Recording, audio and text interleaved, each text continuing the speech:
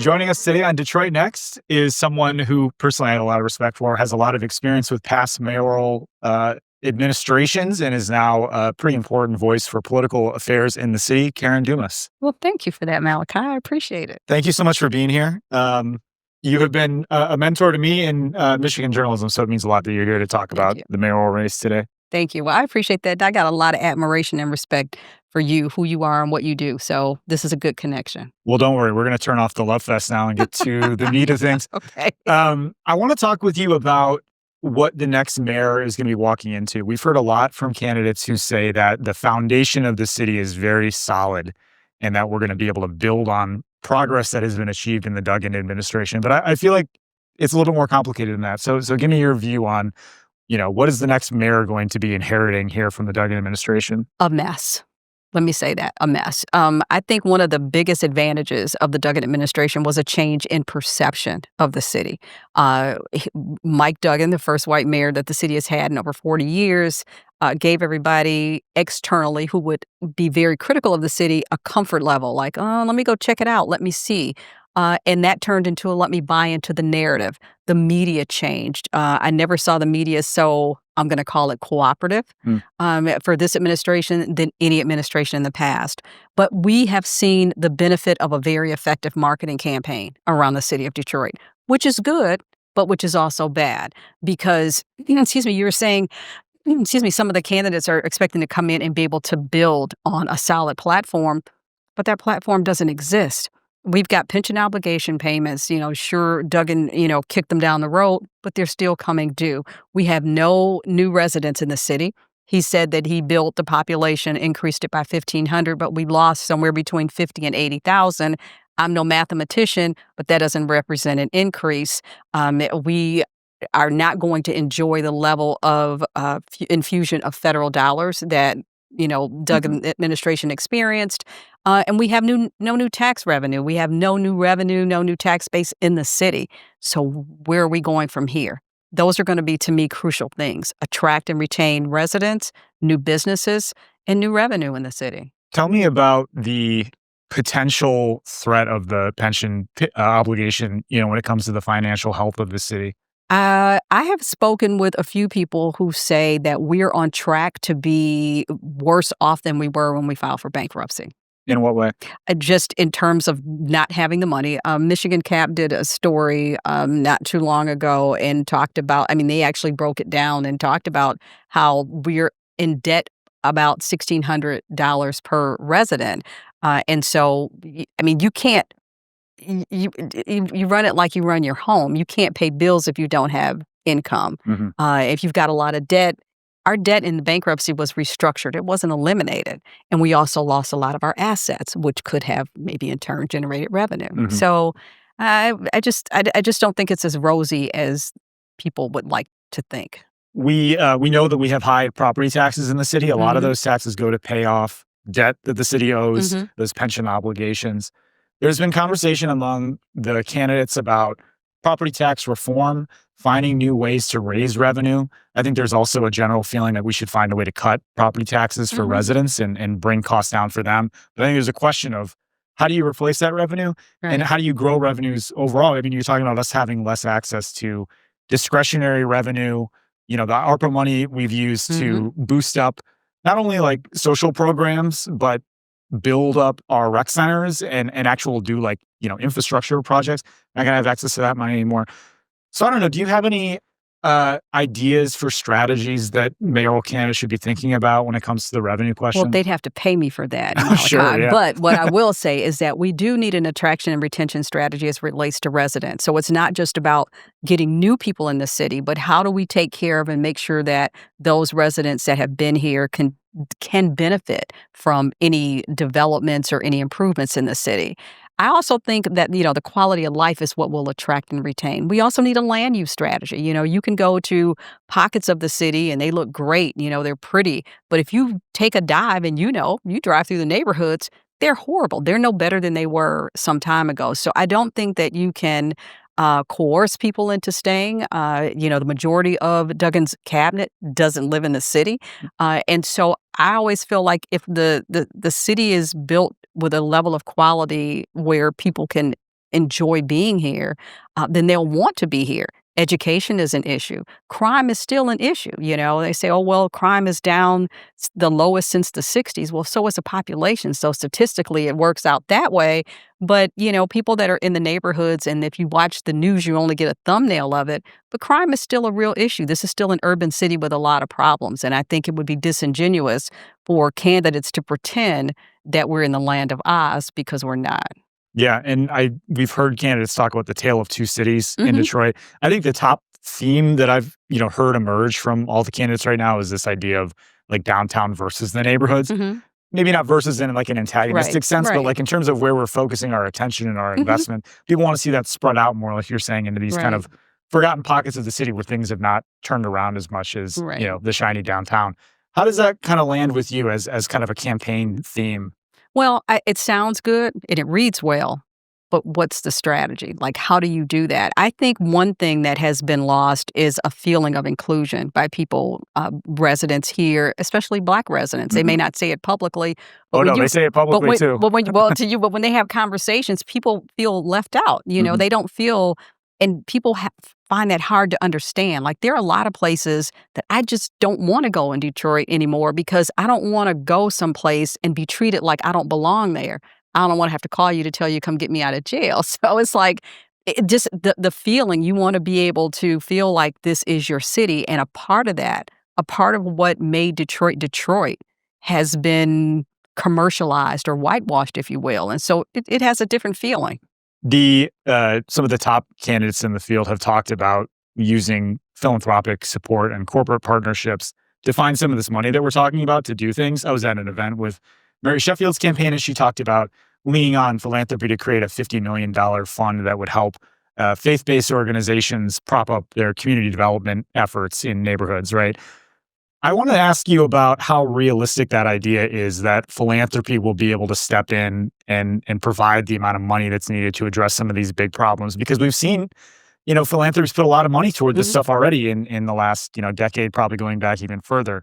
And I hear some sense of, I don't know if it's exhaustion or what, but there's a feeling that maybe some of that money may not be there, and there may be less investment actually coming into Detroit. Right. How do you view that? And that's going to depend too on who is there and the type of relationship they have. But I think it's also unrealistic for us to think about rebuilding or sustaining a city based on philanthropic contributions. That's kind of like a welfare mentality, if you will. And I think that they're here to accent, the things that are going on and contribute to those, but to be able to actually hinge a lot of our plans and developments on that, I think it's unrealistic. Yeah. I mean, we heard similar things from some of the developers that we had come in on a previous episode. Do you feel like the business community at large has been sitting out of the primary so far, or where do you think that support will start to go? Honestly, I'm watching who is showing up where, which gives me some indication. And I have said that I sincerely believe that while Duggan may not do it publicly, he is going to privately pick and pay for somebody to get behind. And I think the business community will follow suit in that regard. And I say that because he's not going to give up control or influence, heavy influence, over what's taking place in the city, and the business community is not going to risk a disruption of the flow of resources that they've enjoyed under his administration. So there's a chess game going on behind the scenes. I think it's really important that people understand how the flow of money into campaigns works and how campaign finance works and how we track all this stuff as reporters. There won't be another campaign finance statement due until July, so we're not going to have a really clear look at where that money is going right now. But in the past, we've seen donations to individual candidates, but we've seen a larger flow of money go to these, what they're basically called dark money nonprofits. The 501c4s. You're absolutely right. And they're social welfare organizations that basically can raise an unlimited amount of money to give. So that's, you don't know where they go. That's the preferred way by which money flows into candidates, and Duggan has used that strategically to quite great effect in the past. What more can you tell me about how we can get a better sense of where that money is going and the influence of these kind of untraceable nonprofits in the city that I think have had a pretty major influence on how politics work here? I don't necessarily think that's true. Nonprofits, not necessarily. I mean, the social welfare organizations themselves. I got Yeah. you. Yeah, I think that people need to just pay attention and connect the dots. Do some research. I know a reporter commented on Twitter that they weren't aware that Dan Gilbert moved here back in, Like under '07 or under something? Kilpatrick. Yeah. And so I think that historical context on a lot of things, people, places, organizations, contributions, and even the candidates, I think that needs to really, really be looked at. And I think that people should not allow this mayor's race to turn into a popularity contest. Mm. I know all of them.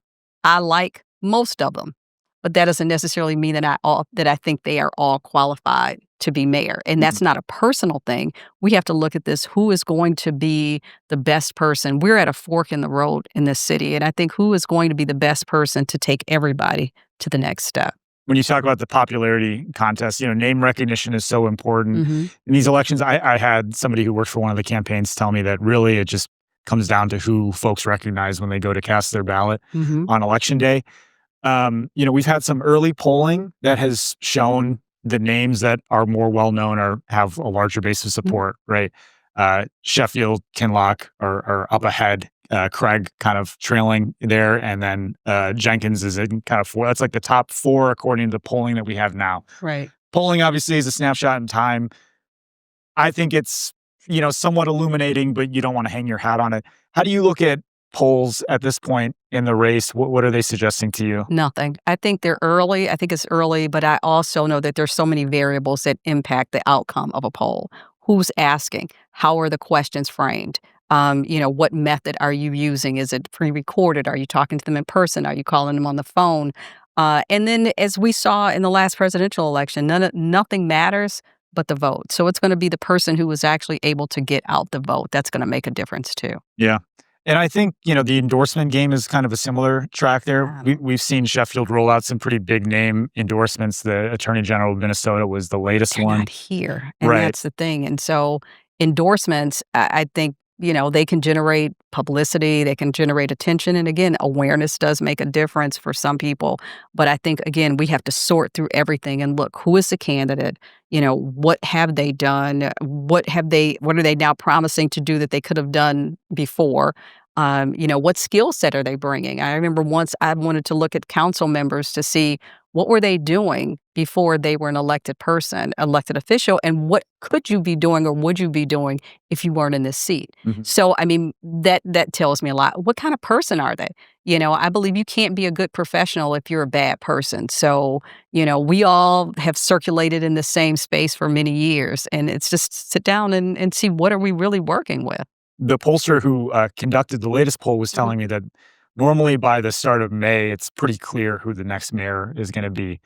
And at this point, But that's what they said when they thought Freeman Hendricks was going to win too against Go. So you just really don't ever know. And I think part of polls and the conversation around those polls are, again, to make people feel like, oh, well, you should go ahead and go this way, or you should give up, or you should do.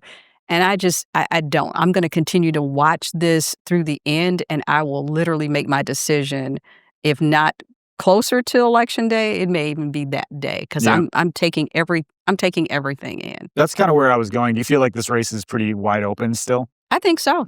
I really think so. And, I always think about the race with Dave Knesek, and he lost it. I don't even know the lady's name, but she didn't spend any money. She had no name recognition or nothing. He was the incumbent, but he lost. So, I don't think anybody should be so comfortable, so snug, or so presumptuous that they will make it to the general election. I think everybody should run this race like they want to win it.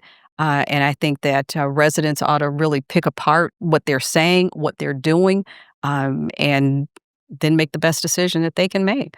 If, the race were to be held today, it looks like Sheffield and Kinloch are, the top two.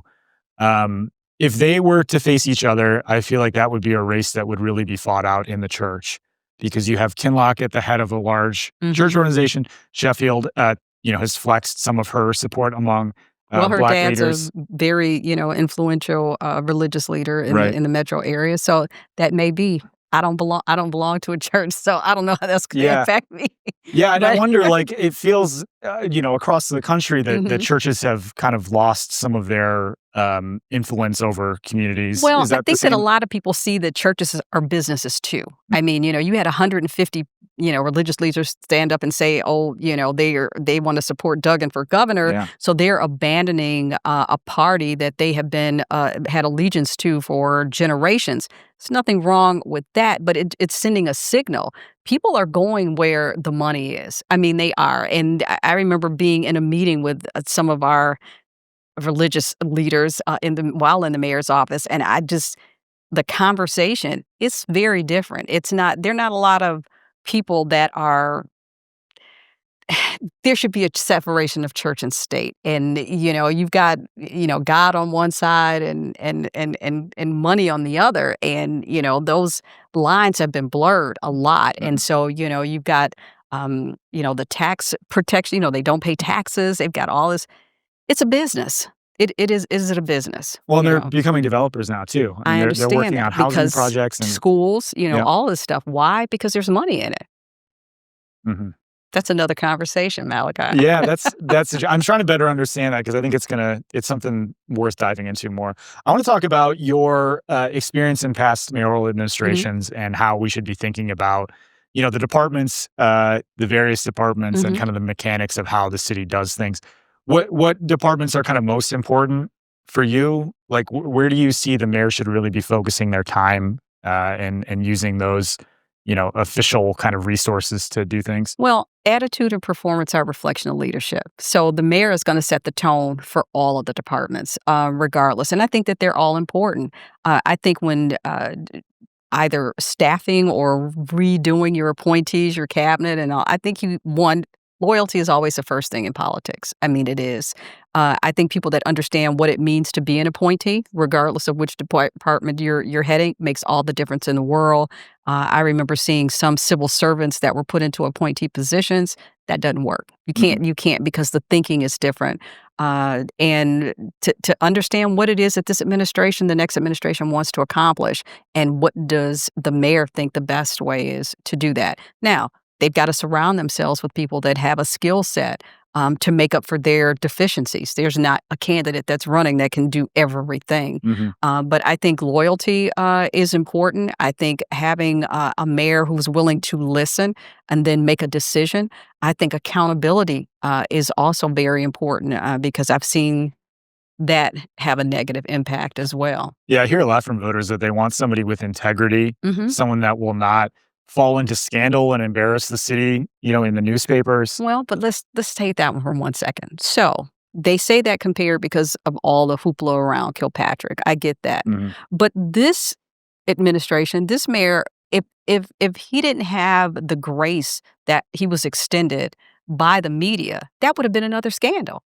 I mean, he had an affair, he was directing money, he admitted that he was steering contracts, and he said he lost sleep over it while Kwame Kilpatrick was in jail for 28 years. So the media tends to package a perception that people buy into. Like, this would have been a scandal if he had been anybody else, the very same thing. So we did have one. It just didn't get the media attention. Yeah. And do you think the media will treat the next mayor differently, whoever it is? That too will depend. Now, is this gonna be the person that, Duggan is gonna be able to have some influence over, and he'll continue to use and leverage his influence with the media? Maybe. If not, you will see a difference. I mean, I've already seen a level of scrutiny of these candidates by the mainstream media that I didn't see for Duggan, which I think is Mhm. unfair. So people have to, think for themselves, ask questions. There have been a ton of forums. I know you, Sam Robinson, Detroit is different. You guys do a great job of just giving us the information. I don't feel like it's trying to steer us in any way. And people need to look at that. I mean, they really do because subjectivity is almost non-existent. Somebody was telling me the other day they actually feel like Detroit voters are more informed than they had been. And we talk a lot about voter engagement and the low turnout rates in these elections. Does that resonate with you at all? Do you think people are more informed? Well, and maybe that's why they don't vote because they know. I mean, I don't know. I just think there's a lot of voter apathy. Mhm. I believe, during the Kilpatrick era, he brought something to Detroiters that they had lost, and that was hope. He made them feel like they were capable of and entitled to more. And I think that after that, debacle, I think people just kind of threw up their hands and said, I don't know what to do anymore. Mm. And so I think that voter apathy, people have to feel energized or re-engaged. I also think even locally and at the national level, people have not seen a return on their investment of a vote. And so they kind of sit back and say, well, what difference does it make? What difference do I make? What difference does my vote make? And so I think in this election is an opportunity for some of the candidates to convince or show them, that this is a wise investment. Can you give us a Duggan report card as he prepares to leave office here at the end of the year? What are some things he did well and some things that are left to be done? Well, like I said, I think the most valuable thing he did was change the perception of the city, which allowed people who sat back and criticized the opportunity to come and see Detroit wasn't that bad. There's certainly value in that. That was a spill off into some, investments here in the city. Duggan doesn't know the rules. He wrote the book. I mean, and he has played the game well. I cannot fault someone for being strategic or effective politically like very few are. And so that's what he has done. I mean, is the city going to be better off for him? I'm going to say no. And I also think that may be why he's leaving. It's going to be somebody else's problem. You're probably going to hate me for this question, but if he's elected governor, he's running for governor as independent in 2026, is that better for Detroit, or is that good for the city to have, the former mayor in the top office of the state? That would depend on who that is. Now, if that's Duggan, I mean, now that he likes power. I mean, that's been no secret since the days of, him being a Wayne County prosecutor. And so now you have a person that will be in control of the state and the largest city. That's a scary equation. In terms of just the amount of influence that one person would have. In terms of power, in terms of influence, in terms of control. That's scary. I mean, and I look at the influence, I'm going to call it influence, that he's had over council. I mean, he says, oh, we've been cooperative. Cooperation or coercion. Like, his management style is very different.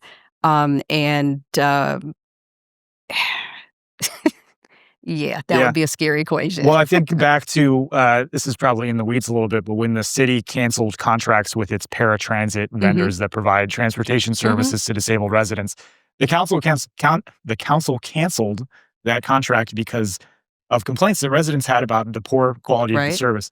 That left the city kind of scrambling to figure out how they were going to provide that, but the council thought that was a bet worth taking, and it's kind of paid off. The service is a lot better. At the time, Duggan very publicly was admonishing the council for canceling those contracts and kind of putting them in that situation. So we definitely have seen when they're not cooperating. But that's the thing, I mean, and I've had business people share over the years that, and he would do this with council as well, announce something and then go back to do the details. So that way, if the details fall through, you've got somebody else to blame. It's as opposed to, let's talk about it. What are we going to do? And we do it together.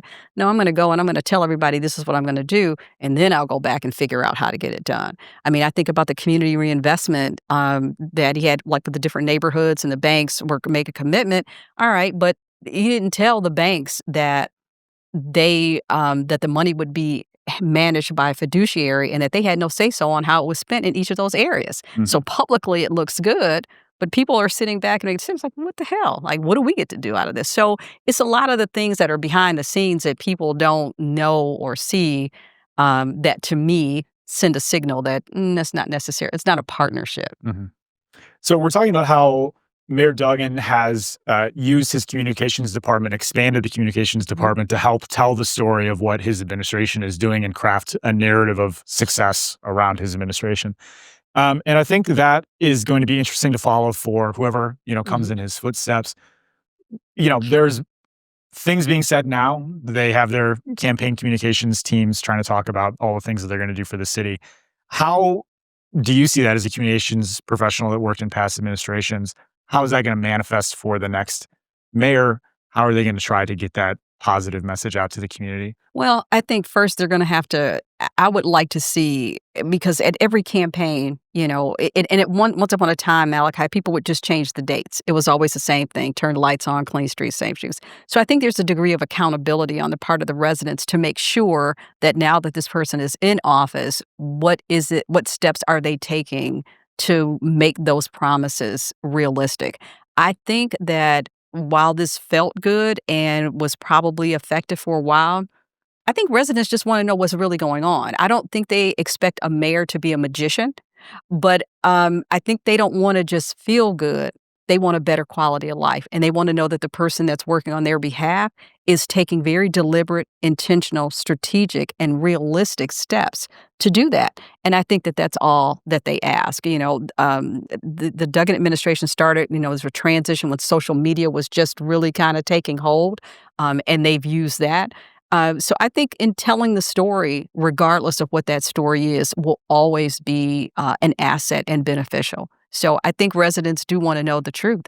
I mean, on one hand, you say the city, has all this extra money, but then you've overtaxed so many residents. Why couldn't they get some of it? I mean, so people aren't stupid. I mean, Detroiters are a lot of things, but stupid is not one of them. So I think that being honest with them would be helpful. But I also want to see residents really engage at the level where they're holding all of their elected officials, mayor, council, governor, everyone accountable. I think that we've become a little apathetic, and that's just giving them permission to do what they want to do. And I think we need to pull that back in. Do you see a clear way for residents to create accountability for its elected leaders? Yeah, the same engagement that you have during the campaign, I wanna see that same level of engagement and communication after they're elected. And residents can't just talk to each other. They can't have what I call restaurant conversation. We sit down, we break bread, and we talk about it. Okay, you've got to express your opinion, and it has to be collective. Everybody can't have 50 million asks. We have to say, all right, this is what's best for the city. Less me and more we in our presentation, and be willing to leverage our social, our economic, and our political capital to get what we want. I think that, once upon a time, people were willing to do that, and they were listened to. Now, it's like, okay, you get 2 minutes to talk at council and becomes, a bitching session, and they just dismiss it. No, I mean, these are legitimate concerns, and they deserve to be, responded to. Everybody that works for the city works for residents of the city. That's their boss. I mean, the mayor may be the manager, but you work for the people in this city, and you need to go to work and act like it every day. My imposing that demand got me in trouble, but that's okay. I wanted people to work, and that's this is it's fun, but it's a lot of work, and it should be. But you owe the residents that. I want to end here by talking just a little bit about the field of candidates now that we have, our official slate set. We have some folks with council experience, legislative experience. We have an attorney. We have some faith leaders. Do you feel like Detroiters have a good range of options? Do we have a qualified set of candidates to choose from? That's a relative term. What are we looking for somebody in terms of qualifications? So is legislative experience valuable? Are either of we had 3 that have had legislative experience. Are they now promising to do something that they could have at least fought for while they were on council? Again, what else are they bringing to the table? You said an attorney. I guess you're talking about Todd Perkins. Todd grew up in the city, and he has an Ivy League education, but he's still able to. So that's valuable. Can you have somebody that can balance, those two? James Craig, in terms of his experience, as a police chief, will people abandon the fact that he's tied, himself to Trump, or will they look at that as an advantage because, well, maybe now we have a road to the White House? So it all depends on, just how all these things are packaged. What are we looking for collectively and individually, and where we decide, is that enough to get us to get up and go out and vote? Great. I was going to write your name in. Oh, no. Let me just say right here, do not. Nobody do that. Thank you so much for being here, Karen. Really appreciate your insight. I appreciate you. And hopefully our listeners learned something today as well. We will see. Thanks.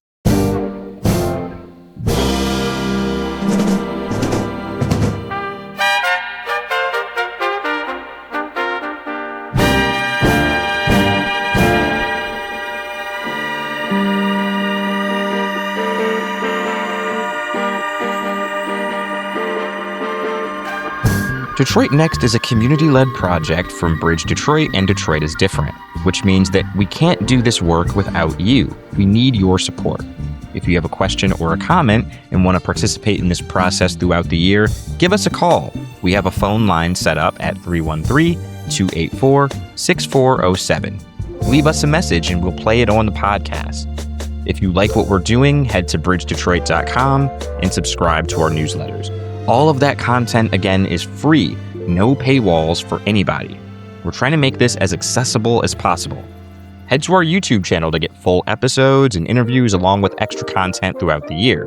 You can also find the audio version of this podcast on Spotify, Apple Podcasts, iHeartRadio, Amazon Music, and DetroitNext.podbean.com. We're going to be doing this all year long, so stay with us. Follow Bridge Detroit and Detroit is Different on your favorite social media platforms and take this ride with us. Thanks.